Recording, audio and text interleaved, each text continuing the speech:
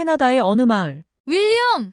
어머 피 좀 봐! 피투성이가 된 아기가 넘어가듯 울고 놀란 부모는 비명을 지릅니다. 누구의 짓인지 두리번거리는 아기 아빠. 이때 누군가 집 밖으로 다급하게 뛰어나가는 소리가 들리는데요.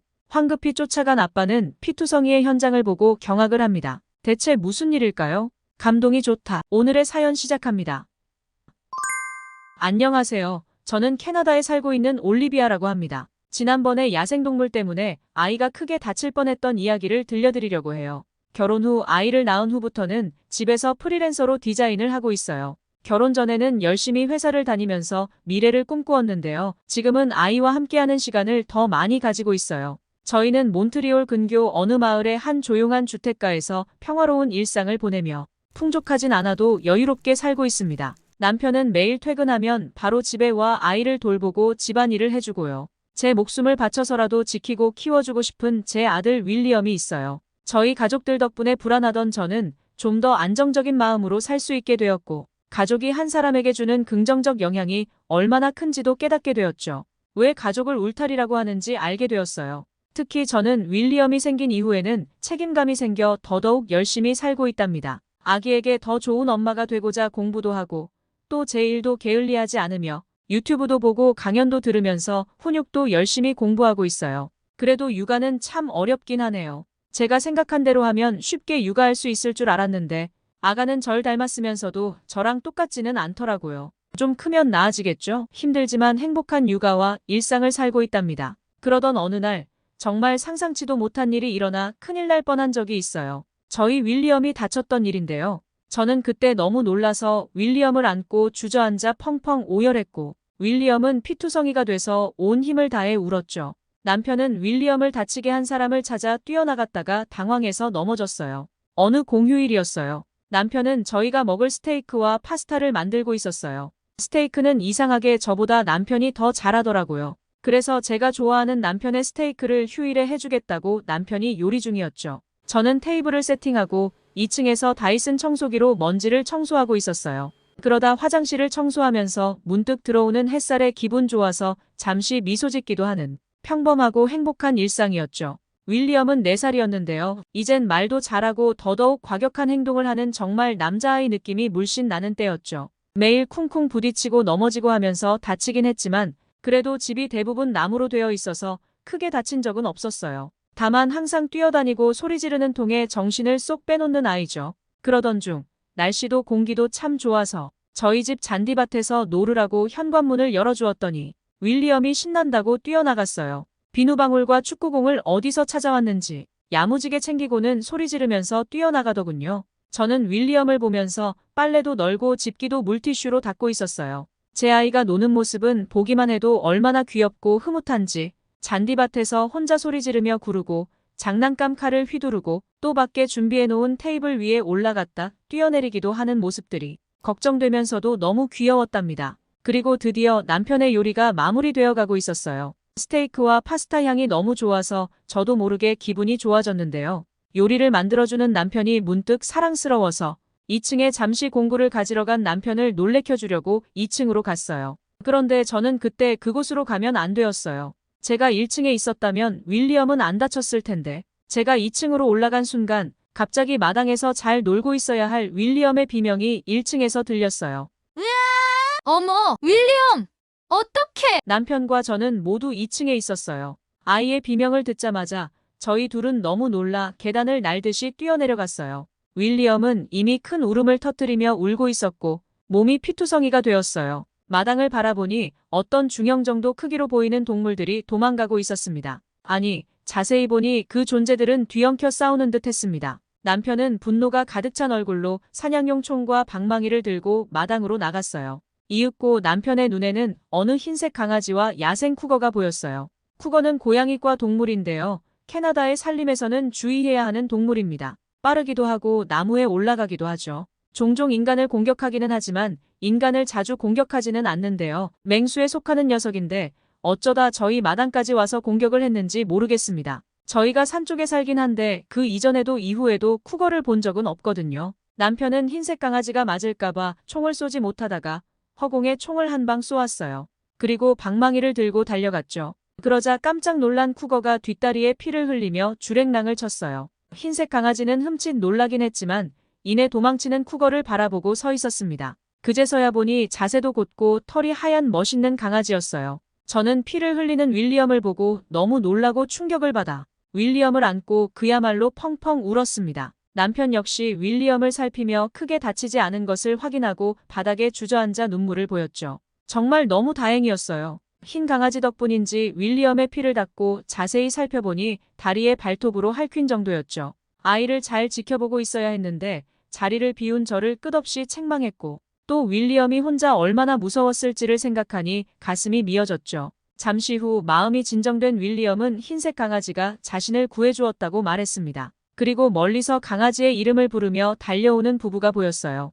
그들은 저희를 보고 강아지가 이를 버린 줄 알고 너무나 놀라는 눈치였습니다. 세상에 괜찮으신가요? 건너편에 사는 한인 부부였습니다. 마을에서 하는 행사에도 잘 안 나타나고 인사도 가볍게 하는 정도라서 혹시 영어가 익숙하지 않은 사람들인가 하고 저희도 많이 친하진 않은 부부였는데요. 저희 윌리엄을 구해준 강아지가 이 부부의 강아지였습니다. 이름은 벤지라고 했어요. 부부가 강아지를 부르자 맹수랑 싸우면서 다치기까지 했던 벤지는 꼬리를 흔들며 부부에게 두 발로 서서 안아달라고 반가운 표정을 짓는 모습을 보였어요. 그 모습이 귀엽고 신기해서 저는 잠시 멍하니 보고 있었습니다. 그리고 문득 정신이 들어 다친 강아지가 염려되었어요. 저희 아이를 구하다 다쳤다고 너무 고맙고 죄송하다고 했죠. 치료비도 드리고 자주 가서 저희도 보살피겠다고 하는데 배려심 깊은 한인 부부는 우선 마음을 추스르고 내일 다시 보자고 하는 거예요. 마침 저희도 윌리엄을 제대로 보살피지도 못하고 병원도 못 갔던 터라 그 말이 너무 고맙고 또 퍼뜩 정신이 들기도 했습니다.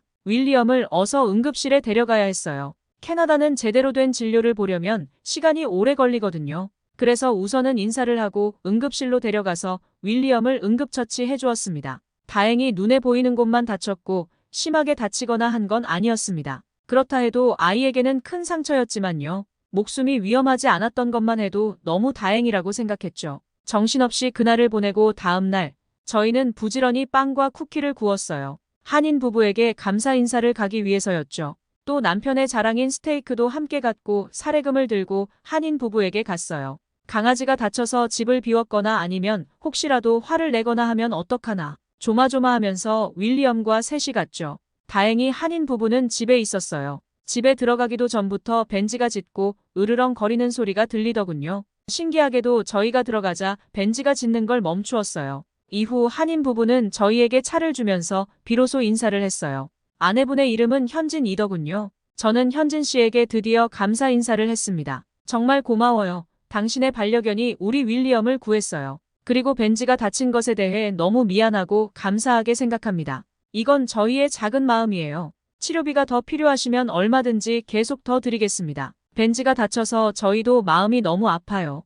그러자 현진 씨는 웃으며 괜찮다고 했습니다. 치료비는 괜찮아요. 벤지가 조금 다치긴 했는데 크게 다친 건 아니더라고요. 그보다 윌리엄이 크게 안 다쳐서 정말 다행이에요. 너무 위험한 상황이었던 것 같아요. 벤지는 한국에서 온 진돗개라고 합니다. 지금 다시 보니 강아지가 저렇게 잘생긴 느낌이 들 수 있나 싶을 정도로 자세도 곧고 온몸이 군살 없이 탄탄하고 준수한 느낌이었어요.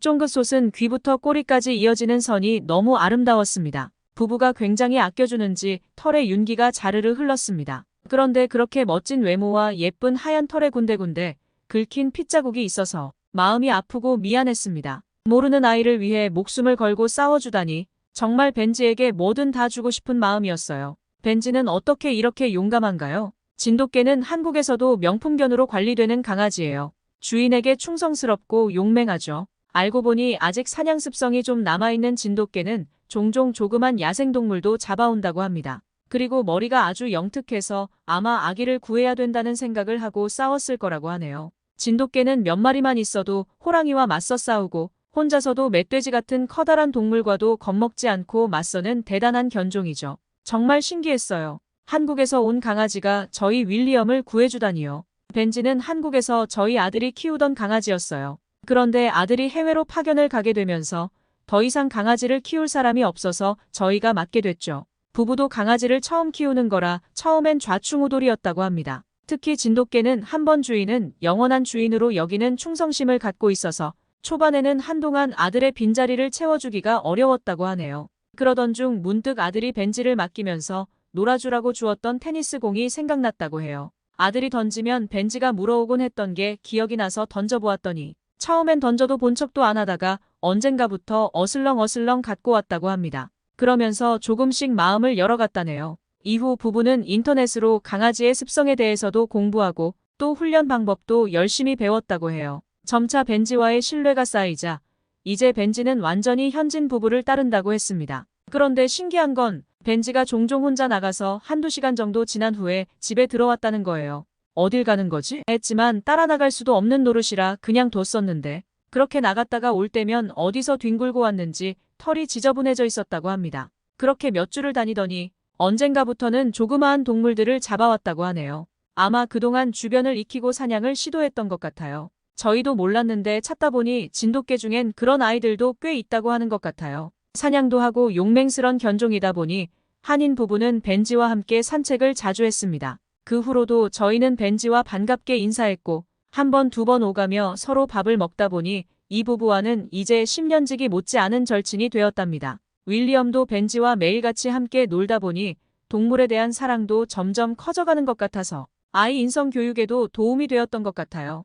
아기와 개가 함께 있는 모습은 정말 언제 봐도 너무 아름다운 모습이지 않나요? 저희 사연은 여기까지입니다. 아참, 빠뜨린 것이 한 가지 더 있네요. 조금 더 시간이 지난 후에 저희는 진돗개를 입양하게 되었답니다. 윌리엄이 벤지를 너무 좋아했기 때문이에요. 이 이야기도 나중에 들려드릴 기회가 있으면 좋겠네요. 모두 감사합니다. 사람은 감동받으면 행복 호르몬이 나와서 젊고 건강해진다고 합니다. 감동적인 이야기 구독하시고 댓글로 감동 나누면서 더 젊고 건강해지세요. 끝까지 시청해주셔서 감사합니다.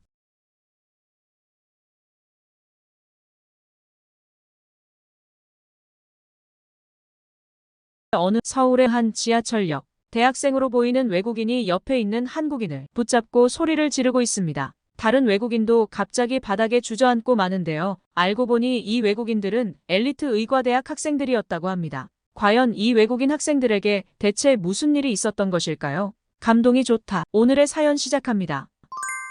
안녕하세요. 저는 아랍에미리트의 샤르자 대학교에 다니고 있는 벨기에 유학생 까밀이라고 합니다. 제가 다니는 대학교는 국내에서 나름 의과대학으로 유명한 대학교 중 하나로 저는 의과대학에 재학 중입니다. 현대 의료 분야의 교육과 연구, 그리고 임상 실습에 초점을 맞춰 체계적인 의료 교육 프로그램을 받으며 훌륭한 의사가 되기 위해서 실력을 향상시키는 데 매진하고 있습니다. 저희 학교는 전 세계적으로도 인정받는 품질과 교육적 우수성으로 매우 유명하죠. 아랍 학교이다 보니 전반적인 인성에 대한 교육도 진행되고 학생들에게도 굉장히 광범위한 기회와 전문적인 지식을 늘 제공해주는 멋진 대학교입니다. 세계 의과대학 순위는 100위 안에 못 들지만 그래도 200위 내에는 드는 좋은 학교라서 저는 감사하며 다니고 있어요. 그러던 어느 날 저희 대학 교수님께서 실전 경험과 선진화된 의료 기술을 배울 좋은 기회가 있다며 유학생 대상으로 한국으로 갈 학생들을 모집하고 있었고 인원이 한정되어 있어서 10명만 참여가 가능하니 신청을 하라고 하셨습니다. 교수님의 해외 실습 한국행 이야기에 저를 포함한 제 친구들은 사실 의아했었죠.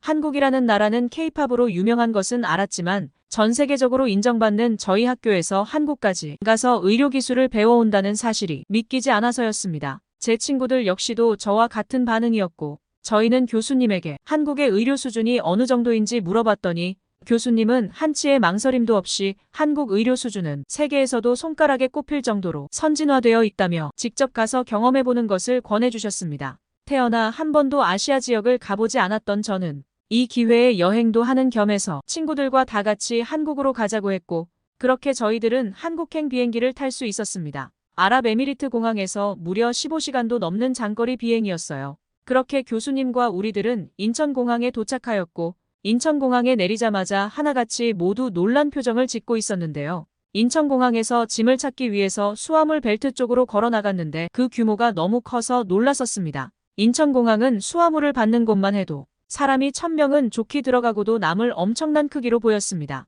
짐을 찾고 공항을 나오면서도 저희 모두는 주변을 두리번거리며 공항의 압도적인 현대감과 웅장함에 압도되는 것 같았습니다. 교수님은 한국을 여러 번 다녀보셔서 이런 모습이 익숙한 듯 저희를 인솔해 주셨고 공항 푸드 코너에 가서 식사를 하고 숙소로 이동하자고 말씀하셨습니다. 교수님을 따라 저희는 공항 푸드 코너로 이동하고 있었는데 한 친구가 발을 동동 구르며 저희에게 저기 보라고 손가락으로 무언가를 가리켰습니다. 그 친구가 가리키고 있던 것은 공항을 돌아다니고 있던 웬 로봇이었는데요. 로봇을 보고 저와 친구들은 너무 신기해서 다가갔고 휴대폰을 꺼내 너도 나도 할 것 없이 사진부터 찍기 바빴습니다. 교수님께 이 로봇은 여기서 무슨 역할을 하는 건지 물어봤죠. 로봇은 공항에서 사람을 대신해 다양한 업무를 수행하는 데 목적이 있고 여행자들에게 공항 안내를 하는 서비스와 출입국 절차, 탑승구 위치, 수화물 수령 장소 등에 대한 정보를 제공한다고 했습니다. 이 밖에도 수화물을 운송하는 역할이나 공항 보안과 안전 관련한 일을 하는 로봇도 있고 여행자들에게 실시간으로 한국의 날씨나 편의 등의 정보도 제공한다고 했습니다. 한국이 IT 관련한 기술에서 뛰어나다는 이야기를 인터넷에서 본 적 있었는데 이렇게 실제로 발전된 기술을 눈으로 보고 나니 더욱 실감되는 것 같았습니다. 푸드 코너에는 저희 같은 여행객들이 즐길 수 있는 다양한 음식들을 제공하고 있었는데요. 한식과 중식, 그리고 양식, 일식, 분식까지 여러 국가의 음식들을 볼 수 있었고 심지어 햄버거와 피자, 샌드위치 같은 패스트푸드, 체인점들도 찾아볼 수 있었습니다. 교수님은 간단하게 허기만 없앨 수 있는 메뉴로 식사하고 진짜 한국 음식은 공항을 나가서 먹자고 했습니다. 그렇게 친구들과 저는 샌드위치와 음료를 선택해 허기짐만 달랬습니다. 샌드위치를 먹으면서 한국 주변에서 식사를 하는 많은 한국 사람들을 구경하고 있었는데 맞은편 테이블에서 엄마와 딸로 보이는 한 모녀가 갑자기 자리에서 일어나 어딘가로 갔습니다. 그런데 너무 놀라웠던 건 모녀가 앉아있던 테이블에 휴대폰과 가방 등을 그대로 둔 채 가는 것이었어요. 친구들에게 그 모습을 보여주자 다들 입을 다물지 못하면서 누가 가방과 휴대폰을 훔쳐가기라도 하면 어쩌려고 저렇게 테이블에 그냥 둔 채로 나간 거지? 하며 경악하고 있었습니다. 정말 너무 신기하고 충격적이었던 건 모녀가 앉아있던 테이블 앞으로 많은 사람들이 오고 갔지만 가방과 휴대폰에 관심을 갖거나 훔치려는 사람이 단 한 사람도 보이지 않았다는 거였습니다. 어지간한 나라에서는 놓고 간 게 아니라 들고 있는 것도 소매치기가 훔쳐가는데 말이죠. 친구들과 제가 놀라고 있는 모습을 보자 교수님께서는 한국 사람들은 아무도 없는 테이블에 남의 물건을 탐하지 않는 시민의식을 가지고 있다며 저런 시민의식은 다른 나라 모든 사람들에게도 필요한 일이라고 하셨습니다. 식사를 마치고 저희는 숙소로 향했습니다. 교수님에게 저희 숙소는 어디에 있는 거냐고 물었더니 교수님은 우리가 지낼 호텔은 서울 종로에 있다며 여기서 한두 시간 정도 가면 도착할 거라고 하셨습니다. 교수님은 서울은 한국의 수도이기도 하고 한국에서도 굉장히 현대적이고 세련된 도시라며 아마 도착하면 저희들 보고 깜짝 놀랄 거라고 호언장담하셨습니다. 공항처럼 굉장히 첨단 시설들이 많고 현대적인 도시겠구나 생각하면서 저희는 버스에 올랐고 얼마 지나지 않아 저희가 지낼 호텔 근처에서 내릴 수 있었습니다. 버스에서 내리고 저와 친구들은 당황했고 한 친구는 이게 무슨 호텔이냐며 우리가 지낼 호텔이 여기가 맞는지 교수님에게 물었죠. 그 모습에 교수님은 슬쩍 웃으시면서 맞다고 하셨죠. 그때 마침 그 이상하게 생긴 건물 안에서 한국인 직원분이 나왔고 저희를 안으로 들어오라며 안내하였습니다. 저희가 지내게 된 호텔은 서촌이란 곳에 위치한 한옥 호텔이었는데 저희가 상상했던 현대적인 것과는 너무 다른 모습에 당황할 수밖에 없었습니다. 호텔은 단층짜리로 아담하게 보였고 모두 나무로 지어진 옛날 집처럼 느껴졌습니다. 호텔 직원분은 이곳이 한국의 전통 한옥 건축 기법으로 지어졌으며 자연 친화적 소재로만 지어졌다고 했죠. 그렇게 호텔 안으로 들어갔는데 은은하게 풍겨오는 나무 향이 너무 좋았고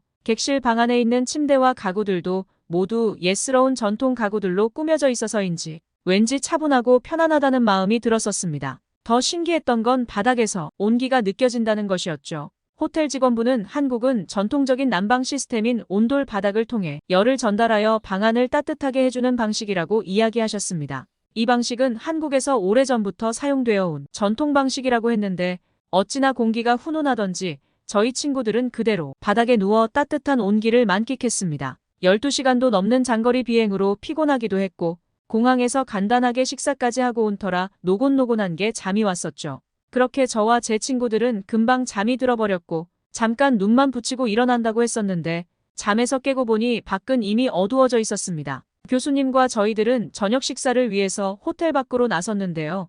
어떤 걸 먹을 건지 물어보니 교수님은 본인이 한국에 오면 빼놓지 않고 먹는다는 삼겹살 먹으러 갈 거라고 이야기하셨고 삼겹살은 한국식 바비큐라고 하셨습니다. 우리는 그게 뭔지 잘 몰랐었지만 고기라는 소리에 그저 좋을 뿐이었습니다. 그렇게 저희는 인근 어느 한 삼겹살 가게에 들어서게 되었는데 입구에서부터 고소한 고기 향이 코끝을 자극했었습니다. 친구들과 저는 가게에 들어가자마자 당황했는데요. 테이블마다 가운데 큰 구멍이 나 있던 것이었습니다. 그 모습을 보고 교수님은 한국 고깃집은 모두 이렇게 되어 있다며 테이블 위에서 바로 구워 먹는 방식이라고 했습니다. 보통 저희는 고기를 굽더라도 한쪽에서 굽고 다 구워지면 접시에 담아 나오는 게 일반적이었는데 이렇게 생고기를 테이블 위에서 직접 굽는다고 하니까 그 모습이 너무 신기했습니다. 그 순간 식당 직원분은 저희 테이블에 각종 반찬들과 삼겹살, 그리고 야채 등을 가져다 주셨는데요. 고기판에 빨간 레이저를 쏘시더니 고기를 불판에 올려 굽기 시작하셨죠.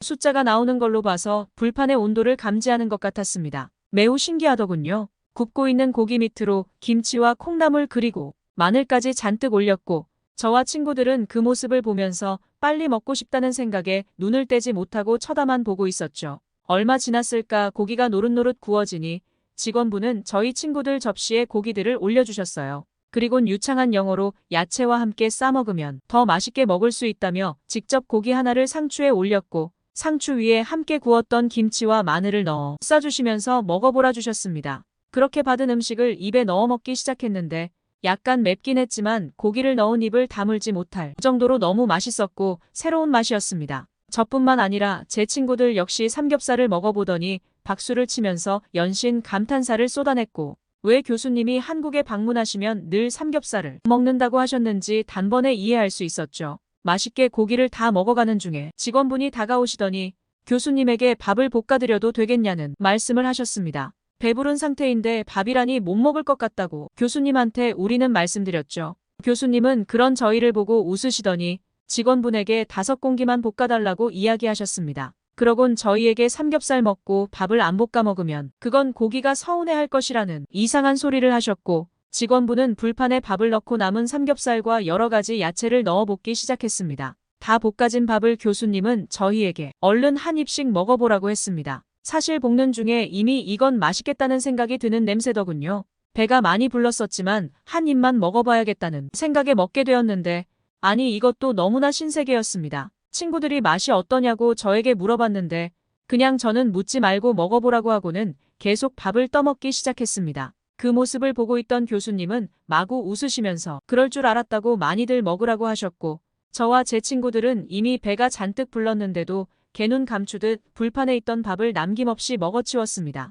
저녁 식사를 마치고 저희는 소화도 시킬 겸 서촌 거리를 걸었어요. 낯선 곳에서 맛있는 식사를 배불리하고 선선한 날씨에 산책까지 너무 행복한 밤이었습니다. 다음 날 저희는 교수님과 함께 성균관대학교 의과대학을 방문하게 되었습니다. 이곳은 교육과 연구, 임상실습 등 정말 다양한 분야에서 뛰어난 성과들을 보이고 있었습니다. 한국의 의과대학 프로그램은 굉장히 체계적이었고 전문적이었으며 최신 의학 지식과 기술들을 학생들에게 전달하고 있었죠. 한국의 대학병원은 매년 수백만의 환자들이 방문하면서 의과대학 학생들이 실습을 하는 데에 큰 도움을 줄 것 같았습니다. 저희 역시 현장에서 실습 기회를 제공받아 한층 더 성장할 수 있는 계기가 되었어요. 그리고 성균관대학교와 밀접하다는 강남 삼성병원도 견학을 하였습니다. 엄청난 병원의 크기와 첨단화된 시스템이 굉장히 놀라웠습니다. 또한 견학하면서 놀란 건 진료 재료들을 야간에 배송하는 로봇이 있다는 것인데요. 실제 로봇과 로봇이 움직이는 것을 견학하고 저희는 그야말로 놀라움의 환호성을 질렀습니다. 또한 저는 나중에 암과 관련된 연구를 하고 싶은데 교수님께서 말씀하시기로 삼성병원의 암병원이 세계 탑클래스 수준이라고 하더군요. 의사가 된 후에도 암과 관련하여 다시 한번 방문하고 싶다는 생각이 들었습니다. 한편 그러면서 한국인 친구들과도 많은 이야기를 할 수 있었는데요. 한 한국인 친구와 이야기를 나누다가 저는 도저히 믿을 수 없는 얘기를 듣고는 그 한국인 친구에게 거짓말하지 말라며 내가 외국인이라서 날 속이려 하는 거냐고 언성을 높인 적이 있습니다. 제가 화를 냈던 이유는 의학에 대한 책들을 보고 싶은데 이곳 근처에 어디 가면 살 수 있는지 물었었고 그 한국인 친구는 여기서 가까운 지하철역 쪽으로 가면 책을 빌릴 수 있다고 했었죠. 그 이야기를 듣고 한국에 있는 동안 읽어봐야겠다 싶어서 역사 안에 도서관이 있는 거냐고 물었더니 그 한국인 친구는 자기가 자주 가는 강남구청역에 가면 책을 대여하는 자판기가 있다고 했죠. 그 얘기를 듣고 한국인 친구가 제가 외국인이라 장난치는 건가 싶었어요. 그래서 나도 모르게 왜 장난을 치는 거냐며 화를 냈었습니다. 한국인 친구는 당황하더니 그럼 저와 같이 가자고 했었고 저는 교수님께 이야기를 하고 그 한국인 친구와 함께 역으로 향했습니다. 그렇게 지하철 역사에 내려갔다가 정말 저는 너무 놀라고 충격적이어서 그 자리에 주저앉을 뻔하고 말았어요. 정말 지하철 역사 안에 책을 대여해주는 스마트 도서관이라는 자판기 같은 기계가 있던 것이었기 때문이었고 저는 그 한국인 친구의 두 손을 잡고 정말 미안하다고 했죠. 내가 사는 아랍에미리트에는 이런 게 없다 보니까 장난치는 줄 알아서 나도 모르게 화낸 거였다면서 미안하다고 연거푸 이야기했습니다. 그랬더니 한국인 친구는 웃으면서 괜찮다고 추천을 해주었고 좋은 책을 한 권 빌릴 수 있었습니다. 아랍에미리트에서는 책을 빌리거나 구매하려면 도서대여점이나 도서관을 시간을 내어 찾아가야 했는데 이렇게 본인이 거주하는 가장 가까운 곳에 책 자판기가 있다면 얼마나 편리하게 책을 이용할 수 있을까 하며 이런 한국의 시스템이 너무 부럽기만 했었습니다. 저희는 다시 본국으로 돌아와 열심히 학업에 매진하고 있는데 한국에서의 좋았던 기억이 너무 생생해서 지나다가 저희를 인솔해 주셨던 교수님을 볼 때면 한국에 또 우리 언제 가냐고 묻곤 한답니다. 교수님은 웃으시면서 한국을 갈 기회가 또 생긴다면 꼭 저에게 알려주겠다면서 학업에 열중하고 있으라고 하셨고 언제가 될지는 모르겠지만 그 자체로 너무나 설레어서 하루빨리 그런 날이 오기를 손꼽아 기다리고 있습니다. 사람은 감동받으면 행복 호르몬이 나와서 젊고 건강해진다고 합니다. 감동적인 이야기 구독하시고 댓글로 감동 나누면서 더 젊고 건강해지세요. 끝까지 시청해주셔서 감사합니다.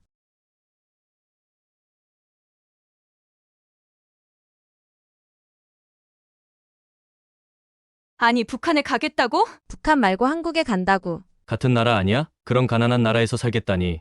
갑자기 뭘 잘못 먹은 거야? 가족과 친구들의 반대를 무릅쓰고 우리나라에 귀화했다는 이탈리아 여성이 있는데요. 지금은 모두가 이 여성에게 박수를 보내고 있다고 합니다. 무슨 일이 있었던 것일까요? 감동이 좋다. 오늘의 사연 시작합니다. 저는 이탈리아에서 귀화한 마르티나라고 합니다. 보통 이탈리아 하면 로마나 베네치아를 많이 떠올리다 보니 관광국가로 많이 알고 계신데요. 사실 저희 이탈리아는 예전부터 공업이 발달한 나라랍니다. GDP도 전 세계 10위 안에 드는 나름 경제대국이에요. 조선, 자동차, 제약 등 다양한 분야에서 높은 수준을 자랑하는데요. 경제 규모도 크고 전 세계적으로도 패션 등의 명품 이미지와 관광지로 유명하다 보니 모두 자국에 대한 프라이드도 꽤 높은 편이랍니다. 그래서 제가 한국에 온다고 했을 때 모두 깜짝 놀랐죠. 저는 이미 10년도 전에 좀 어릴 때 한국에 처음 왔는데요. 20대 후반에 한국 남자와 연애를 하다가 결혼을 했고 자녀가 생겨서 출산도 할 예정이랍니다. 한국에서 저는 마침내 행복한 가정을 만들게 되었습니다. 10년 전에 제가 한국으로 왔을 때 이탈리아 사람들에게 바보 취급을 받았던 상황과 지금은 바뀐 사람들의 태도에 대해 말씀드리고 싶어요. 그리고 아직까지도 깨닫지 못하고 한국은 어디 가난한 나라쯤으로 생각하는 사람들에게 현실을 알려주고 싶어요.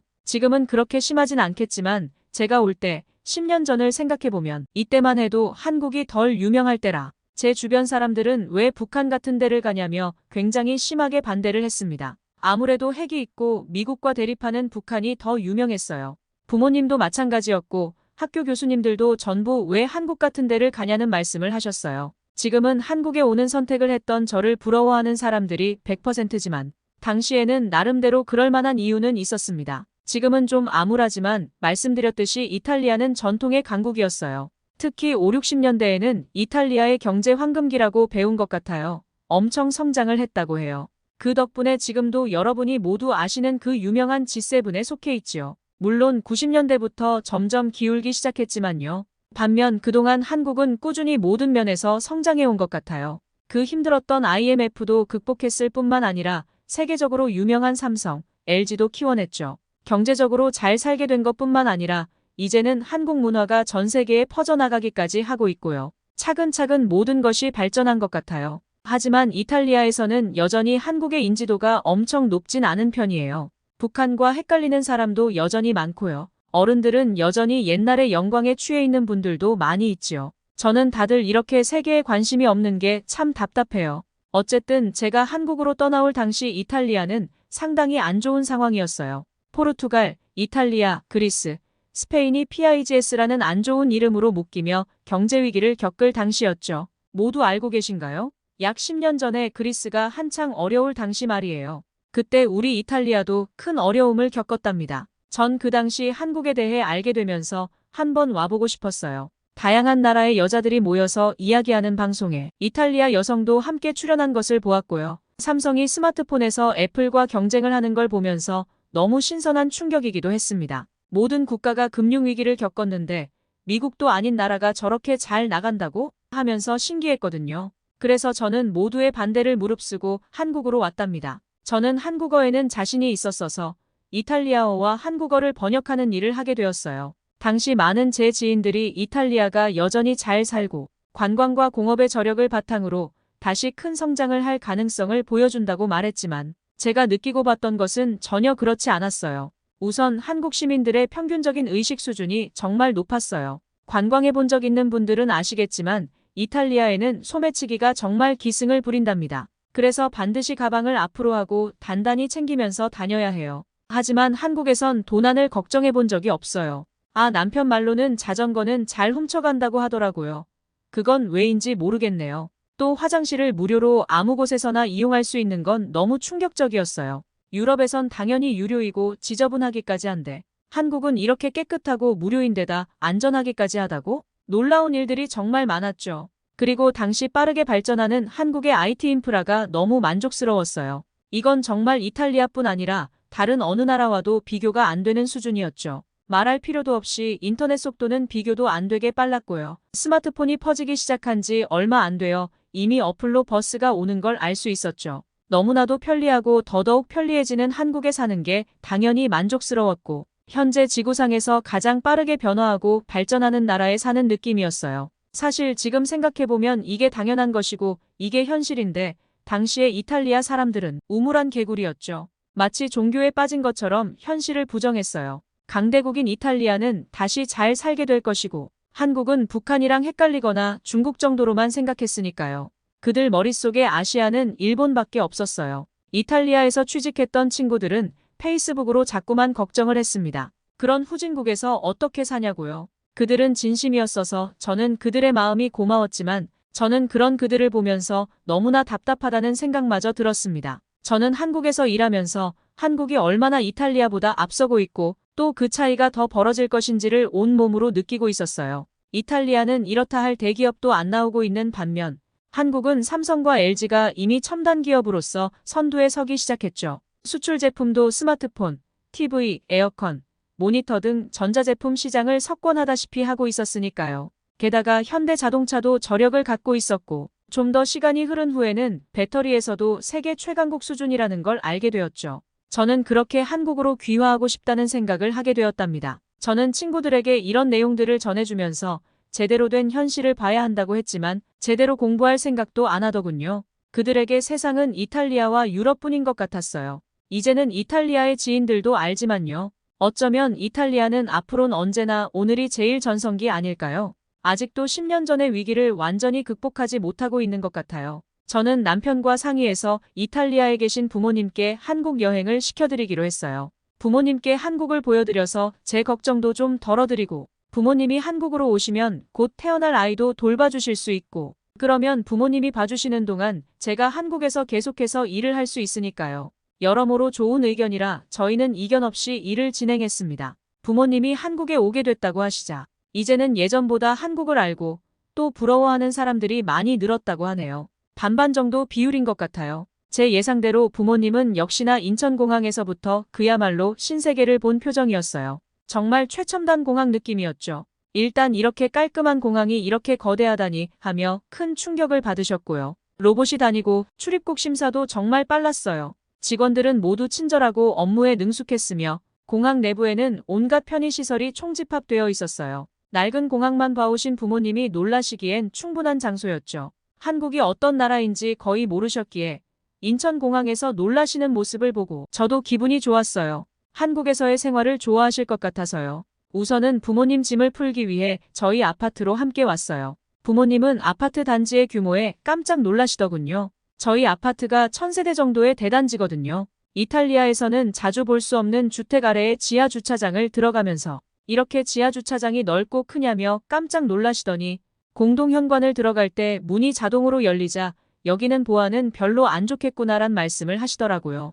그래서 제 휴대폰에 깔려있는 어플로 열린 거라고 하니까 감탄을 하셨어요. 짐을 풀고 저희 아파트를 구경시켜드렸는데요. 엘리베이터를 타고 내려갔는데 헬스장, 그리고 골프 연습장과 수영장까지 있는 걸 짜잔하고 보여드렸죠. 부모님은 여기 호텔이냐고 엄청 깜짝 놀라시더라고요. 그도 그럴 것이 층도 높아서 엘리베이터 버튼도 많은 데다가 문 열리고 곧바로 눈앞에 온갖 시설이 다 나타났으니까요. 게다가 아래에 커피와 음료 자판기, 카페처럼 테이블도 있어서 사람들이 대화하고 있는 걸 보여드렸더니 너무 좋아하셨어요.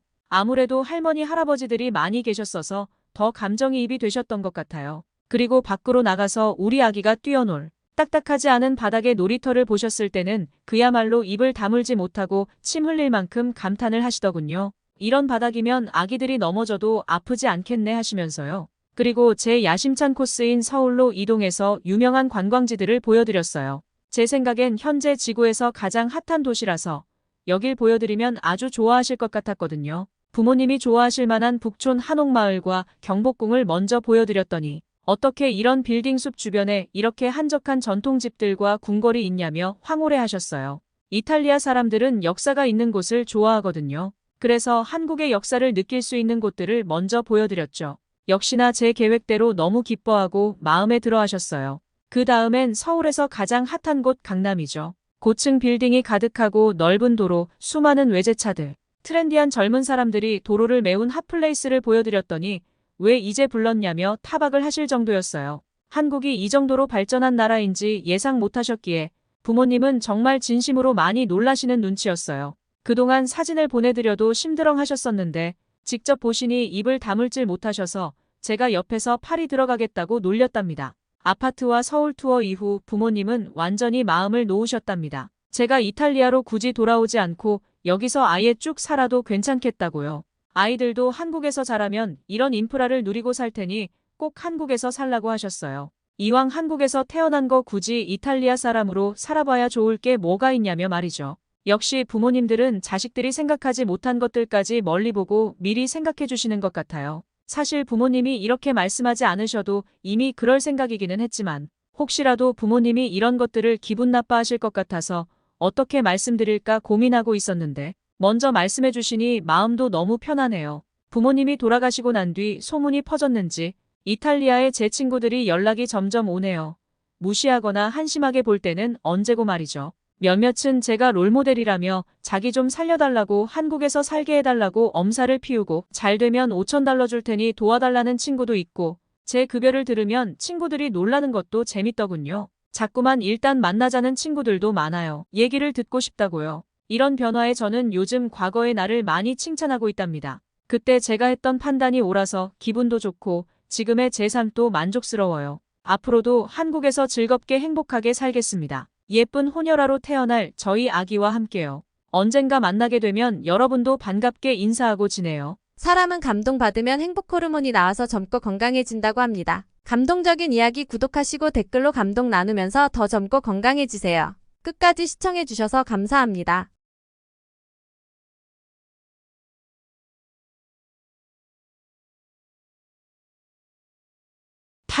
탕! 캐나다의 한적한 들판에서 총성이 울려 퍼졌습니다. 총성이 지나간 자리는 무섭도록 고요하기만 한데요. 총을 쏜 사람은 사냥꾼으로 보이는 무리 중 한 남성이었습니다. 그런데 어쩐지 모두가 그 남성을 경악의 눈빛으로 바라봅니다. 잠시 후 남자는 내렸던 총을 다시 듭니다. 그리고는 총구를 일행 쪽으로 돌리기 시작하는데요. 탕탕! 다시 총소리가 울려 퍼지고 일행들의 얼굴은 충격으로 뒤덮이기 시작했습니다. 그곳에서는 무슨 일이 있었던 것일까요? 한번 자세히 알아보도록 하겠습니다. 감동이 좋다. 오늘의 사연 시작합니다. 안녕하세요. 캐나다 오타와에 사는 벤자민이라고 합니다. 저는 직업 군인이었습니다. 대령에서 퇴역을 하고 지금은 아내, 자식들과 함께 행복하게 살고 있습니다. 그냥 지내면 심심할 것 같아 소일거리를 찾아봐야지 라고 생각은 했지만 그래도 평생 일했으니 몇 달 쉬어보려는 마음으로 집에서 한가한 시간을 가졌습니다. 집에서 유튜브와 넷플릭스를 주로 봤죠. 둘 중 어디였는지 정확히 기억은 안 나는데 영상에서 총을 쏴서 늑대를 잡는 장면이 나오더군요. 오랜만에 전율이 느껴지면서 현역 시절이 떠올랐죠. 그때부터였습니다. 제 취미가 사냥이 된 것이. 제 트럭을 몰고 야생동물이 많은 산으로 취미 생활을 다녔죠. 저는 군대에 있을 때도 사격엔 자신이 있었습니다. 그래서 사냥을 나갈 때도 절대 빈손으로 돌아오는 일은 없었죠. 자주 함께 다니다 보니 제 군인 동기, 그리고 인터넷에서 만난 친구들, 이렇게 몇 명이서 비정기적으로 사냥을 나가는 클럽을 만들었습니다. 너무 즐겁고 평온한 나날이었습니다. 제 막내딸이 폭탄 선언을 하기 전까지는 말이죠. 저희 집에는 사남매가 있는데 막내딸이 늦둥이라 공주처럼 애지중지하면서 키웠습니다. 그녀의 이름은 한나인데요. 제가 너무나 사랑하는 한나는 갑자기 한국으로 보내달라고 떼를 썼습니다. 한국? 갑자기 웬 한국? 넌 아시아에도 가본 적이 없잖아. 처음에는 한류에 관심이 있어서 한국 유학을 가고 싶다고 말했는데 알고 보니 그게 아니었습니다. 한나가 한국에 가고 싶어 한 이유는 남자친구 때문이었습니다. 남자친구가 곧 한국으로 귀국할 때 함께 가겠다고 하더군요. 한나가 남자를 만난다니 저는 너무 충격이었습니다. 게다가 남자를 따라 한국으로 간다고요? 같이 살겠다는 의미 아닌가요? 물론 한나가 성인 여성이긴 하지만 제 눈에는 그저 아기 같은 늦둥이인데 어떤 못돼 먹은 놈이 한나를 구워 삶았는지 제 눈으로 확인해 봐야겠다는 생각이 들었습니다. 미리 말씀드릴 것이 있습니다. 동양인 여러분께는 죄송하지만 사실 저는 동양인 남자를 싫어했습니다. 제가 본 동양 남자들은 대부분 여리여리해서 계집애 같은 느낌이라 제 기준엔 남자로 인정하기 어려웠기 때문이죠. 그래서 설마 동양인은 아니겠지 하는 마음으로 물어봤는데 설마는 무슨 역시나 한국인이더군요. 그래도 저는 동양인이라도 군인이거나 운동을 하는 남자다운 녀석이면 그래도 생각을 해볼 수 있으니 사진을 보여달라고 했죠. 하지만 또다시 제 기대를 벗어났습니다. 안경 쓴 새님 같은 얼굴이더군요. 그래서 저는 이런 놈하고 무슨 한국을 간다는 거냐? 절대 안 된다 하고선 남자친구와도 헤어지라고 혼쭐을 내줬죠. 한나는 몇 차례 징징댔지만 결국 제 말을 들었어요. 얼마가 지난 뒤에는 그 남자놈과도 이별을 한 것 같았죠. 다시 제게 평온한 나날이 찾아왔습니다. 그런데 쉬는 제가 쉬는 게 싫은가 봅니다. 한나가 영어와 다른 나라 말을 써가며 통화하는 걸 제가 밤에 들어버렸습니다. 피가 끓어올랐지만 우선 마음을 가라앉혔습니다. 다 큰 성인 남녀가 연애하는 걸 제가 강제로 어떻게 할 수는 없는 일이죠. 그런데 방문을 열고 들어간 순간 한나의 수줍음 가득한 표정을 본 순간 저는 터져버렸습니다. 한나, 너 거짓말을 한 거냐? 그런 놈이랑은 당장 헤어져. 그런데 어느새 이렇게 컸는지 아장아장 걷던 한나가 제게 반항을 합니다. 아빠, 나도 성인이 된 지 한참 지났어요. 왜 내 연애에 대해 이래라 저래라 하는 거예요? 그리고 제 남자친구에 대해 아빠는 물어보지도 않았잖아요. 어떤 사람인지 알지도 못하면서 왜 헤어지라 마라 하세요. 자꾸 이러면 갑자기 한국으로 가서 한국에서 살 거예요.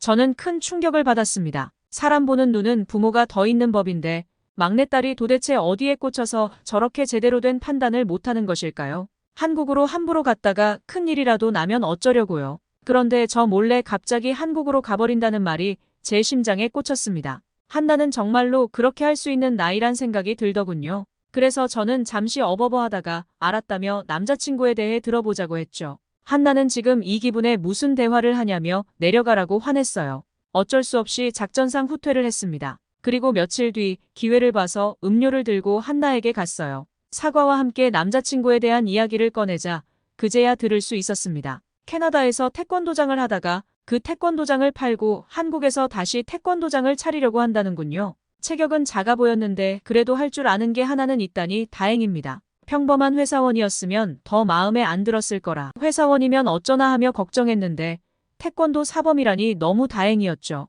그래도 키도 몸도 여전히 작은 편이라 이런 놈이 누굴 가르친다는 건지 참 믿기지가 않았습니다. 저는 한나에게 아무리 태권도를 가르친대도 안 된다. 이렇게 너보다 작은 놈이 널 지켜줄 수 있겠니? 아빠 생각엔 다른 좋은 캐나다 사람을 만나는 게 좋을 것 같다고 했더니 한나는 말이 없었습니다. 그렇게 일이 마무리되나 싶었는데 며칠 뒤 한나가 충격적인 통보를 해왔습니다. 자기는 독립하겠다며 집을 계약했다고 한 것이죠. 우리 막내딸이 따로 산다니. 생각만 해도 슬퍼서 저는 아내와 함께 간신히 어르고 달래서 집은 나가지 않게 했습니다. 대신 전략을 바꾸었죠. 한나가 아닌 그 남자놈을 공격하는 것으로요. 몇 달 뒤 그 남자놈이 잠깐 캐나다로 온다고 하여 저는 웃는 얼굴로 한나에게 소개시켜달라고 말했습니다. 물론 본심은 숨겼죠. 그렇게 만난 한나의 남자친구는 세아란 이름을 가졌다고 합니다. 제 예상대로 남자다움 같은 건 찾아볼 수 없었습니다. 사실 평상복 입으면 태권도를 가르치는지 어디 알바나 하는 놈인지 알 수 없게 조그만 놈이었습니다. 예의는 아주 밝았지만 역시나 제가 남자로 인정할 만한 남자는 아니었죠. 그런데 무슨 이유인지 얼마간 대화를 나눈 아내는 세아를 마음에 들어했습니다. 그리고 다른 아들, 딸들도 세아에 대해 호감을 가지거나 아무 생각이 없어 보였죠. 저 빼고 가족 모두에게 인정받은 거나 다름없게 되자 이 남자친구놈이 얼굴을 비추는 일이 잦아졌습니다. 한나가 자꾸 데려왔기 때문이죠. 식사를 같이 하거나 집에 머무는 일이 잦아지면서 제 아들들과도 점점 친해졌습니다. 하지만 저는 아무리 봐도 싫은 겁니다. 그래서 세아가 알아서 떨어져 나가게 할 작전을 세웠죠. 바로 망신을 주는 거였습니다. 가족 모두 앞에서 세아를 꾸짖어봐야 가족들은 모두 세아를 좋아하니 별 수 없이 다른 방법을 모색했죠. 결국 제가 생각해낸 방법은 이랬습니다. 세아를 데리고 사냥을 다녀오는 거였어요. 제 친구들과 함께 말이죠. 한눈에 봐도 샌님인 저 녀석이 사격을 잘할 수 있을 리가 없었습니다. 동물은커녕 벌레도 못 죽일 것 같은 분위기였거든요. 그래서 험악한 분위기도 좀 만들고 남자로서 자존심도 좀 뭉개서 스스로 한나에게서 떨어지게 할 생각이었죠. 그래서 사격 나갔을 때는 총을 못 쏠 때마다 민망하게 만들고 저희가 잡은 동물들이나 뛰어가서 주워오라고 무시해줄 계획을 세웠습니다. 그 작전을 위해 친구들에게도 미리 연락을 돌려두었고 세아에게는 자네와 따로 시간을 갖고 싶다며 불러냈습니다. 제가 드디어 세아에게 마음을 여는 것처럼 보였겠죠. 한나도 가족들도 기뻐하며 잘 다녀오라고 해줬어요. 아무것도 모르던 세아는 이동하는 내내 웃는 낯이었습니다. 원래 웃는 상이기도 했지만요. 참 남자답지 못하게. 쯧쯧 저는 혀를 찼습니다. 사냥 장소에 도착해서 친구들에게 세아를 소개시켰습니다. 처음부터 험악하게 겁줄 건 아니었고 시켜보고 못하면 그때부터 조롱할 생각이었죠. 먼저 저부터 총을 쐈고 다른 친구들도 기세 좋게 방아쇠를 당겼습니다. 쏠 만큼 쏜 뒤에 세아에게 총을 넘겼죠. 한국 남자가 의무적으로 군대를 다녀온다지만 그것 가지고 되겠습니까? 보나 마나 뻔했죠. 그런데 이게 웬걸? 총 잡는 폼이 저와 별반 다르지 않은 겁니다. 그리고 신중하게 저 멀리에서 폴짝거리는 토끼를 겨냥하고 한참 보며 때를 노리다가 탕! 방아쇠를 당겼고 한 발 만에 명중했습니다. 저희는 알 수 있었습니다. 이건 단지 운이 좋았던 게 아니라는 것을요. 총을 다루는 저와 제 친구들이 바로 알아봤습니다. 이어 세아는 2발, 3발, 4발을 쐈는데 쏘는 족족 놓치는 법 없이 전부 맞췄습니다. 창피하게 만들려고 했는데 어느새 저도 모르게 웃으며 박수를 치고 있더군요. 아니 이보게 평범한 사람이라더니 이게 무슨 솜씨인가? 거짓말을 한 거야? 아니면 부업으로 킬러라도 하는 거야? 그런 농담이 나올 정도로 세아의 사냥 실력이 수준급이었습니다. 원래 취미가 사냥이었냐고 물으니 그렇지 않고 아마도 자신이 길진 않지만 특전사 출신이어서 그런 것 같다고 겸손을 떨었습니다. 제 인생의 35년을 군대에서 보낸 저는 특전사 출신의 의미를 너무나 잘 알고 있었습니다. 그건 지금 이야기를 듣고 계신 여러분도 그렇겠죠. 보통 군인과는 비교도 할 수 없습니다. 요즘 특전사에서는 적 해안정찰, 첩보, 내륙기습 등 전통적 임무에서 확장된 육상 해상 및 공중 특수작전 및 직접 타격, 경호 등 모든 것을 혹독하게 가르치는데요. 수행하는 임무만 봐도 특전사는 사람이 아니라 괴물을 만드는 곳이라고 할 수 있죠. 그렇다 보니 수료율도 절반이 안 되는 극악무도한 군대인 것입니다. 이곳 출신이라면 육체적 활동 중에 못하는 게 거의 없다고 봐야 맞습니다. 우리 딸이 그런 남자를 만나왔다니요. 세아의 출신을 듣고 실력까지 확인한 저는 곧장 반색을 표했습니다. 세아를 미워하는 마음이 눈 녹듯이 녹아내렸죠. 그때 저는 세아를 완전히 다시 보게 되어 그를 인정해줬습니다. 마지못해 받아준 것이 아닙니다. 제가 그를 좋아하게 됐어요. 지금 생각하면 과거에 저는 너무 편견에 사로잡혀 있었던 것 같기도 합니다. 동양인 남자는 다 비실비실하다는 편견이요. 참 부끄럽네요. 지금은 그 생각을 고쳐먹었으니 너무 노여워하지 마시고요. 요즘 저는 시간이 나면 다른 친구들이 아니라 세아와 함께 사냥을 나섭니다. 같은 취미를 공유하면서 세아와 저는 순식간에 가까워졌죠. 저는 벌써 그를 사위라고 부릅니다. 어차피 한나와 세아가 몇 달 안으로 결혼을 할 거라서 그렇게 불러도 상관은 없죠. 내일은 아침부터 세아와 사냥을 나가기로 했습니다. 아주 먼 곳까지 나갔다 올 작정이라 이 나이에 가슴이 들뜨는군요. 여러분도 저처럼 좋은 사위, 며느리 얻으시길 바라겠습니다. 지금까지 캐나다에서 벤자민이었습니다. 사람은 감동받으면 행복 호르몬이 나와서 젊고 건강해진다고 합니다. 감동적인 이야기 구독하시고 댓글로 감동 나누면서 더 젊고 건강해지세요. 끝까지 시청해주셔서 감사합니다.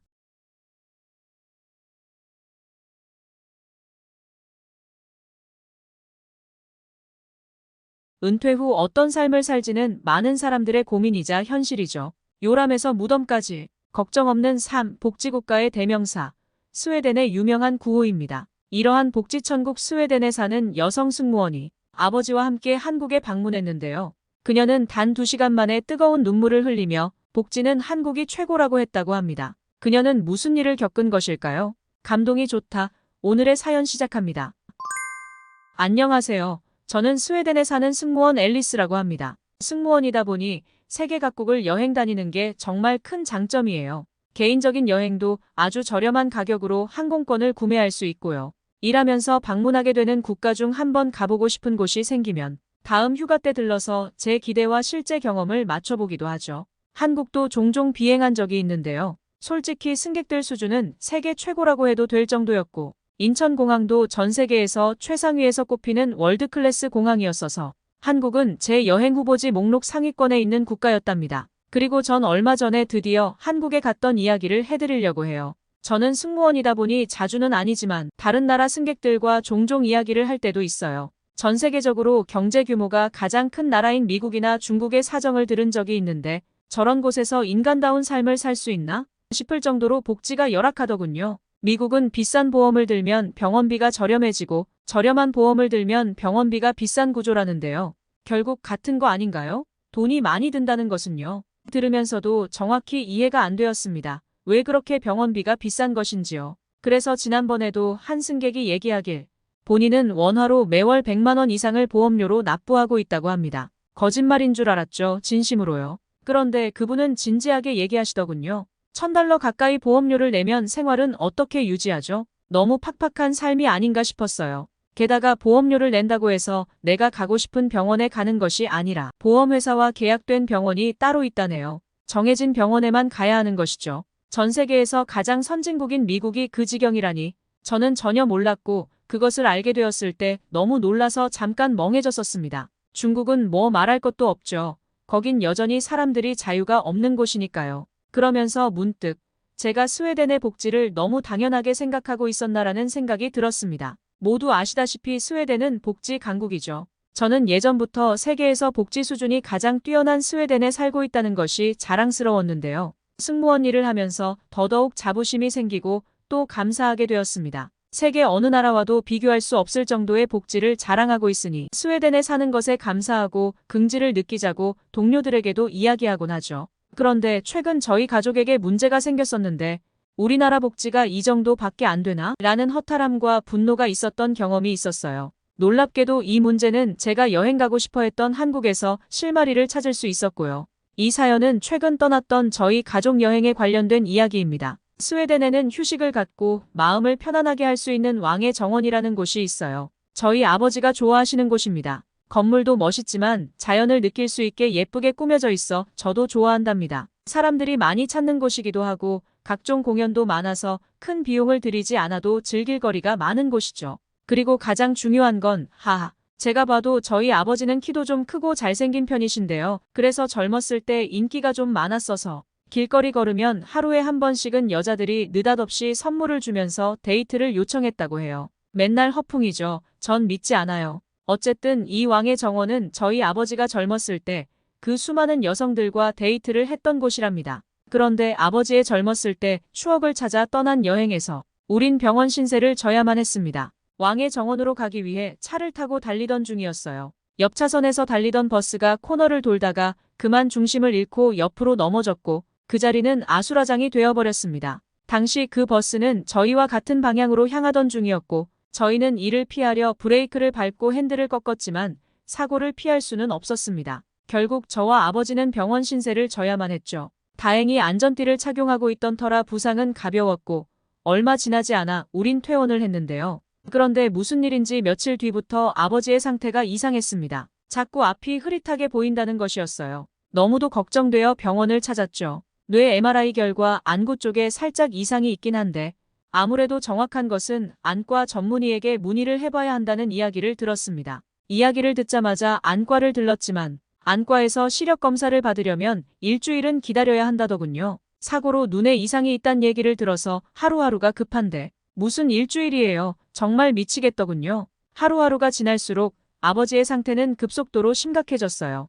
근처에 있는 폰도 잘 못 찾으시고 일반적인 생활이 어려운 수준으로 상황이 악화됐어요. 결국 저는 급하게 휴가를 내고 아버지를 보살피기 시작했습니다. 그러던 중 시력 검사 예약을 했던 날이 다가왔고 아침 일찍 서둘러 아버지와 함께 병원을 향했죠. 기다렸던 일주일이라는 시간이 무색하게 시력 검사는 금방 끝났습니다. 하지만 검사했다고 해서 바로 원인을 듣지 못했습니다. 결과가 4일 뒤에나 나오기 때문이었죠. 시력 검사 결과가 나와야 당장 생활을 할 수 있도록 안경이라도 하나 맞출 텐데 아버지 시력에 맞는 안경을 맞추려면 그것도 최소 며칠 이상 시간이 소요될 상황이었죠. 이때까지만 해도 원래 그랬으니 전 세계 모두가 그런 줄 알았는데요. 승무원 생활을 그동안 헛했어요. 제가 더 많은 정보와 지식을 알고 있었다면 아버지를 좀 덜 고생하시게 했을 텐데 너무 생각 없이 일을 해왔던 것 같아서 한없이 자책하게 됐었습니다. 아버지는 당신 때문에 출근도 못하는 제게 미안해하셨지만 일이 중요한가요?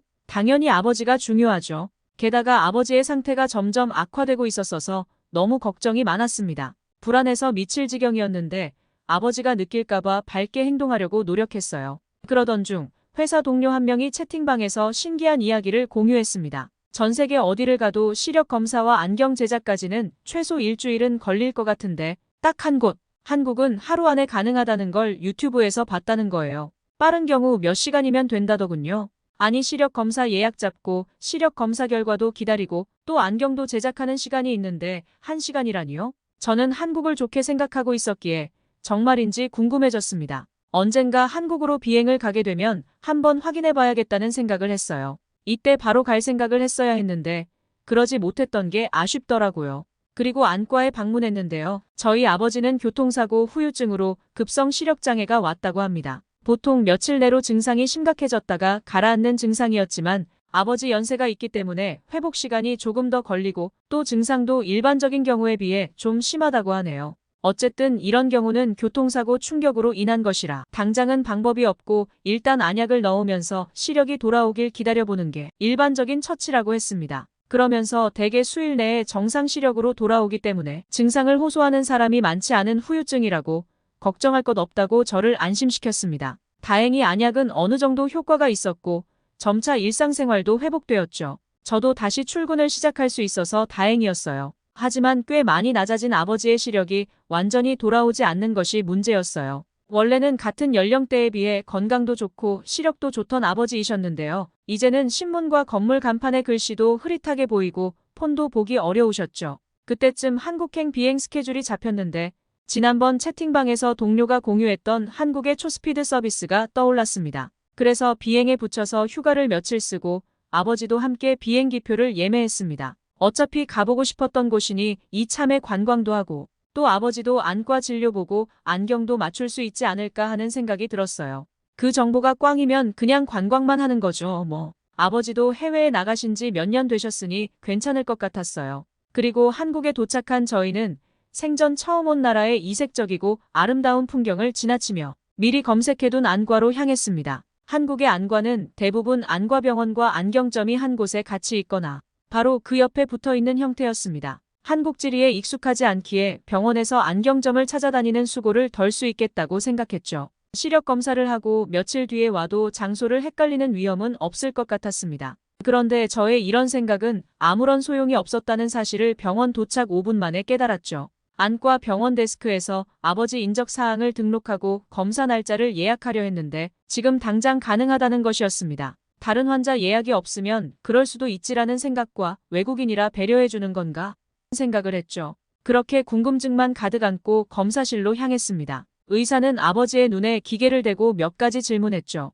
그러더니 어느새 끝이 났다며 기계에서 종이를 한 장 뽑아주었고 앉은 그 자리에서 현재 아버지의 시력은 어떻고 망막의 상태는 어떻다 등등을 설명해주면서 더 자세한 설명은 진료실에서 이야기해주겠다고 했죠. 병원 입구부터 진료받고 검사 결과를 듣는 데까지 소요된 시간은 고작 1시간이었습니다. 심지어 저희 앞에 대기가 몇 명 있었는데도요. 스웨덴에선 상상도 하지 못할 일이었죠. 아버지를 진료했던 한국인 의사는 현재 급성 시력장애는 거의 호전되었으나 아버지 나이에 올 수 있는 시력 저하와 후유증이 겹쳐 순식간에 시력이 안 좋아졌을 것이라면서 많이 무서웠고 걱정되셨겠다고 우리를 위로해 주었습니다. 그리고는 노안으로 인한 시력 저하는 시력 교정술이나 안경 등으로 보완될 수 있으니 걱정하지 말라고 하더군요. 렌즈 삽입술 등으로 시력 교정을 받을 수는 있으나 다시 비행기를 타고 스웨덴으로 돌아가야 하는 상황이라 시술 후 최소 2개월간은 안압을 높이는 행위를 피해야 한다는 권고사항에 저희는 안경을 맞추기로 했습니다. 스웨덴처럼 오래 걸릴 것으로 예상하고 여행 기간을 넉넉하게 10일 정도 잡았지만 시술 후 비행기를 타는 것은 제가 봐도 무리가 있어 보였기 때문이죠. 이렇게 순식간에 아버지의 진료가 끝났습니다. 마침 시력이 안 좋아지기 시작했던 저도 덩달아 시력 검사를 받았고 혹시나 정말 안경을 빨리 맞출 수 있으면 이참에 안경을 맞추기로 했습니다. 안경을 맞추는 데는 그래도 최소 3일 정도 걸리겠지라는 심정으로 안경 의뢰를 했어요. 며칠 마음 편히 한국을 구경하면 되지란 생각으로요. 하지만 이 생각조차 완전히 틀렸습니다. 안과에서 시력 검사지를 받아들고 바로 옆에 있는 안경점으로 향했는데요. 원하는 안경테를 골라보라는 친절한 안경사의 말에 넓게 펼쳐진 안경들 속에서 제 이미지에 맞는 안경을 찾았고 아버지는 은은한 장미 골드색의 안경테, 저는 K드라마 속 주인공이 자주 쓰고 나오는 검은 뿔테 안경을 골랐습니다. 그런데 일단 안경 가격이 믿을 수 없이 싸더군요. 엄청 다양하고 패셔너블한 안경테가 원화로 몇만 원밖에 안 했어요.